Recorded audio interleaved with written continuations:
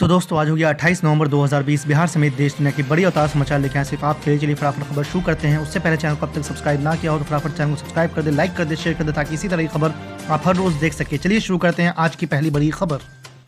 Bharatiya Janata party ने बिहार के पूर्व उप मुख्यमंत्री सुशील मोदी को राज्यसभा भेजने का फैसला लिया है। बीजेपी ने उन्हें आगामी राज्यसभा उपचुनाव 2020 के लिए उम्मीदवार बनाया है। राज्यसभा उपचुनाव 14 दिसंबर को होना है। यह सीट लोक जनशक्ति पार्टी के संस्थापक और पूर्व केंद्रीय मंत्री रामविलास पासवान के निधन से खाली हुई थी। सुशील मोदी बिहार के दिग्गज नेता है और नीतीश कुमार की अगुवाई में 2005 से लेकर 2020 तक एनडीए सरकार में उप मुख्यमंत्री रहे थे। हालांकि इस बार बीजेपी ने उनकी जगह तारकिशोर प्रसाद और रेणु देवी को उप मुख्यमंत्री बनाया। इस फैसले से सुशील मोदी नाराज भी बताए जा रहे थे। आपको बता दें कि उन्होंने ट्विटर पर लिखा था कि कार्यकर्ता का पद उनसे कोई नहीं छीन सकता। यह तय माना जा रहा था कि सुशील मोदी को केंद्र में लाया जा सकता है। आपको बता दें कि सुशील मोदी ने लिखा था कि भाजपा और संघ परिवार ने मुझे 40 वर्षों के राजनीतिक जीवन में इतना दिया है कि शायद किसी दूसरे को नहीं मिला होगा। आगे भी जो जिम्मेदारी मिलेगी उसका निर्वहन करूंगा। आज की दूसरी बड़ी खबर। बिहार विधानसभा के भीतर शुक्रवार को जमकर हंगामा हुआ। नेता प्रतिपक्ष तेजस्वी यादव के आरोपों पर मुख्यमंत्री नीतीश कुमार तमतमा गए और भड़कते हुए तेजस्वी पर पलटवार किया है। सदन के बहसा बहसी के बाद पटना में पत्रकारों से बात करते हुए तेजस्वी यादव ने कहा है कि एक बार फिर मुख्यमंत्री नीतीश कुमार को चुनौती दी और कहा है कि इस्तीफा देकर जांच कराते तो मानते। दरअसल आरजेडी नेता ने नीतीश कुमार पर 1991 के एक केस का जिक्र करते हुए हमला बोला था। इस केस में नीतीश कुमार को अदालत से क्लीन चिट मिल चुकी है।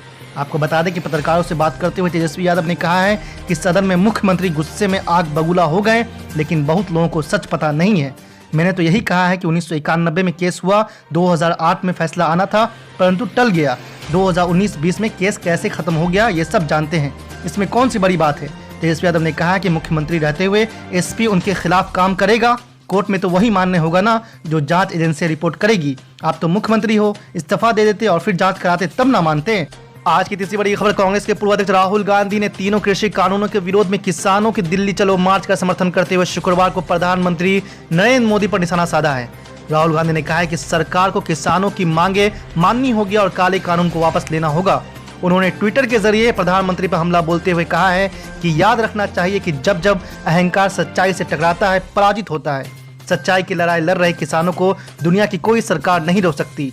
आपको बता दें कि कृषि कानून के विरोध में दिल्ली कूच कर रहे किसानों को राष्ट्रीय राजधानी में दाखिल होने की अनुमति दे दी गई है और वो बुरारी में मैदान में प्रदर्शन कर सकते हैं। इससे पहले हरियाणा में कई स्थानों पर पुलिस ने किसानों को रोकने के लिए वाटर कैनन और आंसू गैस के गोले का इस्तेमाल किया था।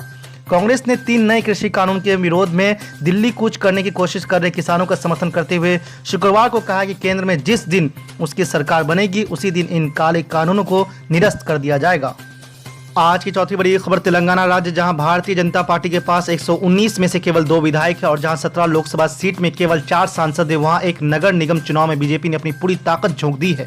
यह चुनाव ग्रेटर हैदराबाद नगर निगम के हैं। इस नगर निगम का सालाना बजट लगभग 5,500 करोड़ का है और आबादी लगभग 82 लाख लोगों की है। आपको बता दें कि देश के हर कोने में आज इस नगर निगम चुनाव की चर्चा हो रही है। बीजेपी के पार्टी के अध्यक्ष वहां रोड शो कर रहे हैं। दूसरे और केंद्र कैबिनेट मंत्री स्मृति ईरानी, प्रकाश जावड़ेकर भी वहां प्रचार के लिए जा चुके हैं।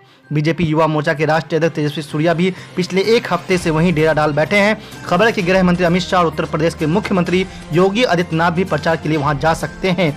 आपको बता दें कि पिछले चुनाव में 99 सीटें टीआरएस को मिली थी। 44 सीट पर असदुद्दीन ओवैसी की पार्टी ऑल इंडिया मजलिस इत्तेहादुल मुस्लिमीन ने जीत दर्ज की थी। वहीं बीजेपी को केवल 4 सीटों से संतोष करना पड़ा था।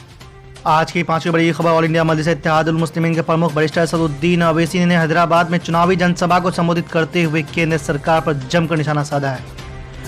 मगर नरेंद्र मोदी अपने कोई मरकजी मिनिस्टर को हैदराबाद नहीं ले जाए। अब इलेक्शन आ रहा तो पूरे के पूरे पैराशूट से नीचे उतर दिया हैदराबाद। 1 उतरा, 2, 3, 4, 5 कितने आते आओ। ट्रंप को भी बुला लो। अमेरिका गए थे मोदी, अब की बार ट्रंप सरकार ले गया खड़े हुए। बर्तानिया के कैमरून को बोले आओ, बहुत अच्छा, बोले भी हार गया। आप बताइए। और फिर नरेंद्र मोदी बीजेपी वालों से पूछना चाह रहा हूं मैं, क्या ये बात सच नहीं है कि नरेंद्र मोदी ने हैदराबाद की आवाम के लिए 1 पैसा नहीं दिया? कर्नाटका में भी तूफान बारिश हुई, करोड़ों रुपया वहां पर दिए। हैदराबाद में 1 पैसा नहीं दिए। आज जो गरीब आवाम 10-10 हजार रुपए के लिए तड़प रही है ना, अगर नरेंद्र मोदी पैसे देते हैदराबाद को, हैदराबाद की बल्दिया को, तो 10,000 की जगह आपको कम से कम 80,000 से 1 लाख रुपया मिलता। ये गवर्नमेंट का ऑर्डर है, मगर नहीं दिए।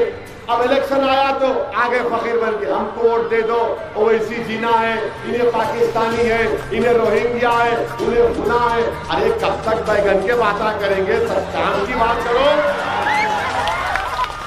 काम की बात करो।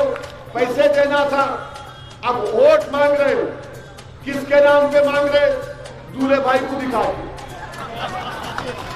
बीजेपी एक किताब निकाली, ये इलेक्शन मैनिफेस्टो। इलेक्शन मैनिफेस्टो में मोदी की फोटो नहीं, इलेक्शन मैनिफेस्टो में अमित शाह की फोटो नहीं। किसकी फोटो है? आपके भाई की, आपके बेटे की फोटो है। ये मेरी उम्र दरियाफ्त से क्या बोल रहा हूं? मेरी फोटो लगा के वोट मांग रहे हो। इन्हें ऐसा है, अरे मैं कैसा भी हूं, अच्छा हूं, बुरा हूं, अल्लाह जानता, मगर अल्लाह ने गरीबों के दिलों में मेरी जो मोहब्बत पैदा कर दी, वो तुम कभी नहीं निकाल सकते इंशाअल्लाह। क्योंकि आवाम जानती है कि हम सिर्फ इलेक्शन में नहीं आते, हम साल के 12 महीने दारुस्सलाम के दरवाजे हमारे लिए खुले। दारुस्सलाम में कोई भी आ सकता है, हम आवाम के दरमियान में रहते हैं। हाँ, आवाम को अगर शिकायत भी है, अगर दौरा करते हो तो अगर कोई शिकायत भी करते तो आवाम जो हमसे शिकायत करती है उनकी मोहब्बत का है, वो उनकी मोहब्बत का मुजाहरा है। अगर मेरे से शिकायत नहीं करेंगे तो क्या बीजेपी से करेंगे? क्योंकि मैं उनका खादिम हूं, मैं आपका बेटा हूं, मैं आपका भाई हूं।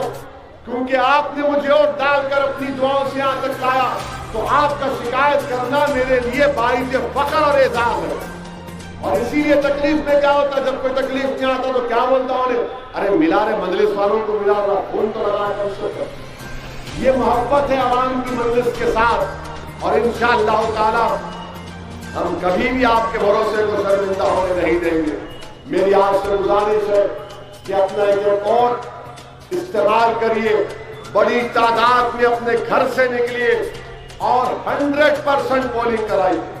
ये मत सोचिए अरे मैं दोपहर में जाता हूँ, मैं हमारे भाइयों से भी बोल रहा हूँ, मेरे भाई उस दिन तुम क्या करो, अपने बीवी को, अपनी अम्मा को पहले लेके निकलो, जरा चाय तो बनाओ, मैं जाता लगता हूँ, जरा मैं तुम चाय तो बनाओ, मैं बंडी से इडली लेके आता हूँ मेरे पास। हाँ मेरे भाई, सुबह सुबह चले जाओ, जाके लाइन में ठहर के वोट डाल के आधे घंटे का भी काम नहीं, वोट डाल के आ जाइए, बीजेपी को, मोदी को हराइए।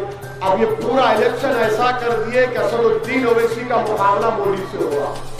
अब आप किसको कामयाब करेंगे आप सोच लो, ये आपको तय करना, क्योंकि बीजेपी पूरा इलेक्शन मेरे तरफ कर दिए। इन्हें आके मेरे को जिना बोलता, अरे मैं जिना कहां से हो गया? एक आके बोलता कि असदुद्दीन ओवैसी माने शिद्दत पसंद इस्लाम को फैला रहे। कौन सा शिद्दत पसंद इस्लाम को मैं फैला रहा हूं? मैं कौन सा फैला रहा हूं? इतनी नफरत आखिर क्यों है? इसलिए है क्योंकि हम चुपते हुए सवालात इनसे उठाते, इनसे डरते नहीं, बल्कि जमहूरियत में किसी से डरने की जरूरत नहीं। और मेरे अजीज दोस्तों और बुजुर्गों, हैदराबाद में 6.5 साल जब से तेलंगाना बना, कोई गड़बड़ नहीं हुई, फसाद तो छोड़ो, टेंशन भी नहीं हुआ। यहाँ पर बड़े बड़े गणेश के जुलूस निकलते, पुराना मिलाद का जुलूस, रामनवमी का जुलूस, मुहर्रम का जुलूस, सब पुरअमन निकलते हैं। अब बीजेपी को समझ में नहीं आ रहा कि कहीं से भी कुछ मौका नहीं मिल रहा है, और हम मौका नहीं भी देंगे इंशाअल्लाह। हम अपने शहर के अमन को बरकरार रखेंगे, शहर के अमन को मजबूत करेंगे। यह आपकी हमारी जिम्मेदारी है। अगर शहर में अमन है तो यकीनन हैदराबाद की आवाम को सलाम, पुलिस का शुक्रिया, और मजलिस का भी इसमें बहुत बड़ा रोल रहा कि मजलिस शहर के अमन को खराब होने नहीं दिए। मेरे अजीज दोस्तों और बुजुर्गों, मेरी आपसे फिर से गुजारिश है कि ये बीजेपी का झूठा प्रोपेगेंडा है कि मजलिस जो है फिरका परस्त है, मजलिस किसी मजहब के खिलाफ है। मजलिस किसी मजहब के खिलाफ न थी, न है, न रहेगी।